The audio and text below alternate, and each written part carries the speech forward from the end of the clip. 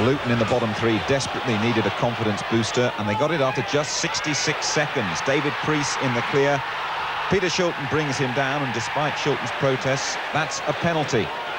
Danny Wilson pretty reliable from the spot, and a great start for Luton, chasing their first league win in 11 matches. You've got to be brave to get out of the bottom three, and they don't come any braver than Mick Harford. Watch this, head-to-head with Peter Shilton, and Harford a decisive and a fair winner. Difficult afternoon for Shilton, not helped by a dreadful back pass in the last 10 minutes from Geraint Williams that lets in Kingsley Black. Tomorrow night it's Luton Charlton at Kenilworth Road, and Luton will be out of the bottom three and above Charlton if they win. Even Houdini had his setbacks, Jim. Those perennial escapologists, Charlton going down by the only goal of the game at Loftus Road. Andy Sinton, the former Brentford man, just before half-time. That's how it stayed. The last result either Aston Villa or Middlesbrough wanted was a draw. That's how it ended, though, at Villa Park. The Borough going ahead midway through the second half. Peter Davenport with a final touch. Davenport, who rejected a move to the Villa. Borough then hopeful of a rare away victory, denied in the last couple of minutes. Nigel Callaghan with the cross. Stuart Gray with a soft but effective header. Both still uncomfortable then on just 39 points. Newcastle had held out for almost half an hour when they conceded an extraordinary penalty decision. Andy Thorne, the unwitting culprit, at least that was his view. But if he was guilty of pushing in such an innocuous position, it's no wonder Newcastle are bound for the second division. Lester Shafter, the referee. Dennis Wise, the penalty taker.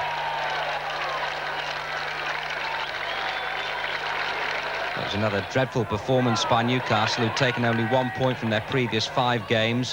1 goal in 4. Made Wimbledon look good. Paul Miller making it 2 for the Dons. 72 minutes gone. Well, this was the fixture when Vinnie Jones caused Paul Gascoigne's eyes to water last season. Vinnie providing the squeeze more conventionally this time.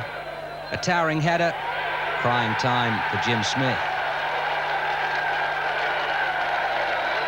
Well, Wimbledon concluded with the best goal of the game, and by their standards, a real gem. Just shows what you can do when you try hard enough. Really lovely move. Vinnie Jones with a penetrating cross. Steve Cottrell from the usual sort of distance. The route a revelation.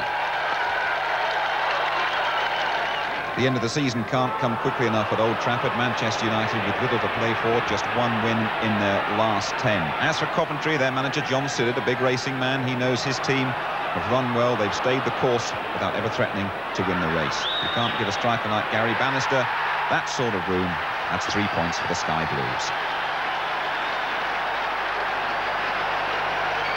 After the trials and tribulations earlier in the season, it's good to see Spurs firmly back on the Alleluia trail. Millwall, on the other hand, are finding it tough going on the last lap.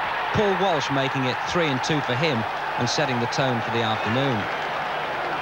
Spurs' multi-million-pound lineup really looking the part. Collectively now, that's what Terry Venables has been striving for. Great run by Paul Allen. Paul Stewart with number 2. The Lions getting ripped apart. Into the second half now, Spurs maintaining the momentum. Stewart to Walsh, Walsh to Stewart. Simple game, isn't it?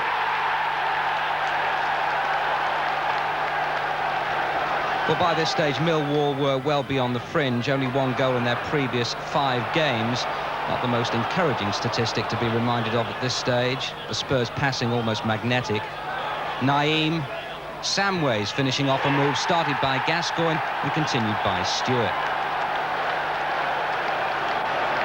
Well, Stewart's future is the subject of some speculation in the press. To reply with a hat-trick suggests his temperament's okay. And so are Tottenham's prospects for next season, if they can keep this up.